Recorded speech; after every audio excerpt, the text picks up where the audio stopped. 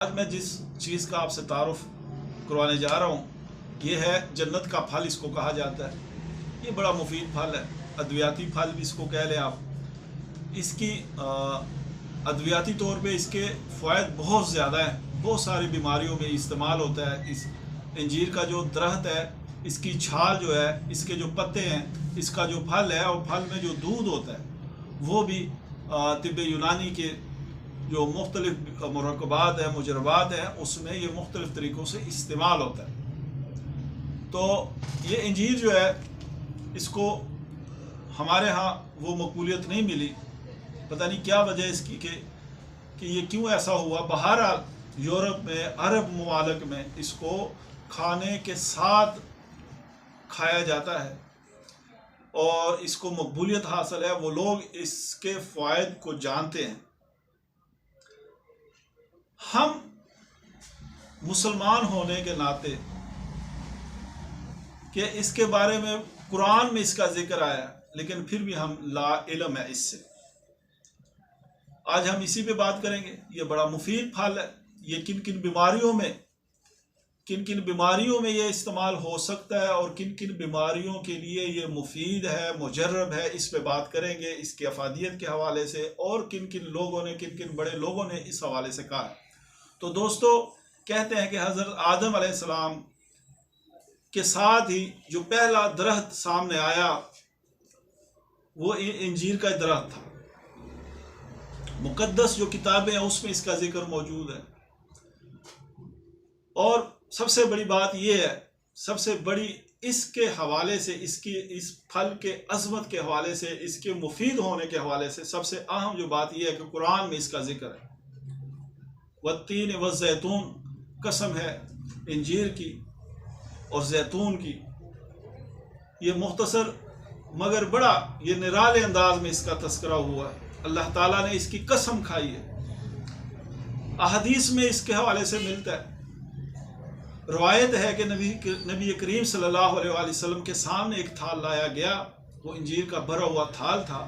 تو نبی کریم صلی اللہ علیہ وآلہ وسلم نے صحابہ کرام سے کہا، فرمایا کہ یہ اس میں سے کھاؤ کہ یہ اگر کوئی یہ کہے کہ جنت سے کوئی پھل زمین پہ آ سکتا ہے، مفہوم ہے اس کا بیان کر رہا ہوں اس روایت کا، کہ نبی کریم صلی اللہ علیہ وآلہ وسلم نے فرمایا کہ اگر کوئی یہ کہے کہ جنت سے کوئی پھل آ سکتا ہے تو یہ یقیناً وہ یہ پھل ہوگا۔ پھر فرمایا کہ یہ کھاؤ کہ یہ بواسیر کو مٹا دیتی ہے اور جوڑوں کے دردوں میں یہ مفید ہے۔ یہ گینٹھیا جو ہے، آج کل اس کے لیے بڑی ادویات ہیں جوڑوں کے دردوں کے حوالے سے، تو اس کے لیے یہ مفید ہے، جوڑوں کے دردوں کے لیے، اور بواسیر کو ختم کر دیتی ہے۔ یہ نبی کریم صلی اللہ علیہ وآلہ وسلم نے فرما دیا، مہر لگا دی اس کی صداقت کے اوپر۔ اور یہ طب یونانی میں تو اس سے پہلے بھی استعمال ہوتا تھا۔ بہت بڑے طبیب حکیم جالینوس کون تھا؟ یہ نبی کریم صلی اللہ علیہ وسلم سے پہلے، یعنی کہہ لیں کہ عیسیٰ علیہ السلام کا دور اس بندے نے دیکھا تھا۔ یہ بڑا محقق تھا۔ اس کی تحقیقات نے طب یونانی، طب قدیم کو کہاں سے کہاں پہنچا دیا۔ تو اس نے بھی بڑی کمال کی بات کی۔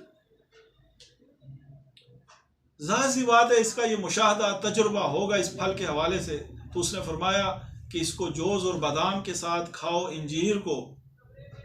اگر ایسا کرو گے تو آپ کے جسم کے قریب زہر نہیں آئیں گے، زہر آپ کے اوپر حاوی نہیں ہوں گے۔ زہروں کو دور رکھتی ہے یہ انجیر۔ کتنے کمال کی بات! یعنی کچھ ادویات ہوتی ہیں کہ وہ اس کو استعمال کرنے کے بعد اس کے فائدے سامنے آتے ہیں، اور یہ وہ چیز ہے، یہ وہ پھل ہے، یہ وہ کمال کا پھل ہے کہ جس کو اگر آپ استعمال کریں تو یہ آپ کو بیماریوں سے، نہ صرف بیماریوں سے بلکہ زہروں سے بچاتی ہے، آپ کی قوت مدافعت کو بڑھاتی ہے۔ اس کے حوالے سے اور بھی بڑی باتیں ملتی ہیں اس کے فوائد کے حوالے سے، تجربے مشاہدے میں آتی ہیں، لیکن نبی کریم صلی اللہ علیہ وسلم، نبی مکرم، ان کی زبان سے جو گواہی مل گئی، اس کے بعد کہ ابو علی سینا کی اور شیخ الرئیس کی اور جالینوس کی کیا وقت رہ جاتی ہے؟ لیکن بہرحال لوگ اس کے حوالے سے بیان کرتے ہیں کہ یہ ملین ہے، شریانوں کو کھولتی ہے، شریانوں میں، وریدوں میں جو فضلات ہوتے ہیں، جو کیمیکل ہوتے ہیں، جو رکے ہوئے مواد ہیں، اس کو خارج کرتی ہے۔ ملین جو ہوئی تو دل کے لیے بھی مفید ہوئی،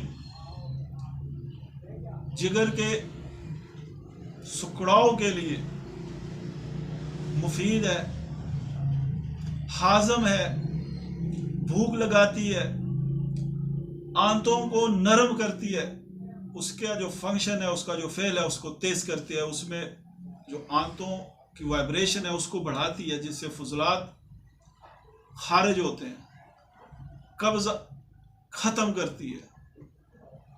ریاح، کاسر ریاح اس کو کہا گیا۔ سینے کے امراض کے لیے تو لازمی بات ہے کہ اس کے فائدے ہوں گے، وہ ہوتے ہیں۔ کیوں؟ ملین خشک مواد کو، خشک صداع کو، خشک خلطوں کو نکال بار پھینک، مخرج ہے، دمے کے لیے کمال ہے۔ اچھا، یہ جو کاسر ریاح ہوئی تو پھر یہ یوں سمجھ لیں کہ یہ بلڈ پریشر کے لیے، ہائی بلڈ پریشر کے لیے بھی یہ مفید ہے، فوری طور پر بلڈ پریشر کو نیچے لاتی ہے، جو بوجہ ریاح ہو۔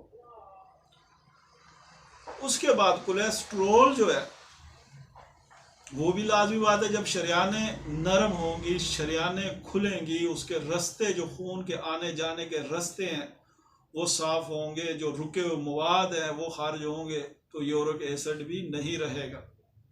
شوگر کے لیے لوگ اس کو استعمال کرتے ہیں مختلف طریقوں کے ساتھ، اس میں بھی مفید ہے۔ درد سر کے لیے تو لازمی بات ہے، جب اتنے بڑے بڑے معاملات اس نے ہلا کے رکھ دیے، امراض کو اس نے بھگا دیا، تو درد سر تو لازمی طور پر اس سے بہتر ہوتا ہے۔ نظر کے لیے بھی بہترین ہے، جسم میں خون کو بڑھاتی ہے۔ تو دوستو، اس کے فوائد بے شمار۔ یہ جنت کا پھل، اسے ایسے ہی نہیں یہ درجہ ملا، یہ لقب، یہ خطاب، یہ اسی لیے ملا کہ یہ بڑا ہی مفید پھل ہے۔ اس کو صرف سردیوں کا پھل نہ سمجھیں، سردیوں کی سوغات نہ سمجھیں، بلکہ اس کو اپنے روز مرہ کے جو کھانے ہیں اس میں اس کو شامل کریں۔ دیکھیں، ہم نے بہت ساری مضر صحت چیزوں کو اپنے زندگی کا حصہ بنا لیا۔ فاسٹ فوڈ کو ہم نے اپنے کھانے کا جزو بنا لیا، اپنے معاشرے میں، اپنے کھانے میں، اپنے رہن سہن میں ہم نے اس کو جگہ دی، ہم نے چائے کو بھی جگہ دی، ہم نے کولا ڈرنکس جیسے زہروں کو بھی جگہ دے دی۔ اس کے بغیر ہماری دعوتیں نامکمل ہوتی ہیں۔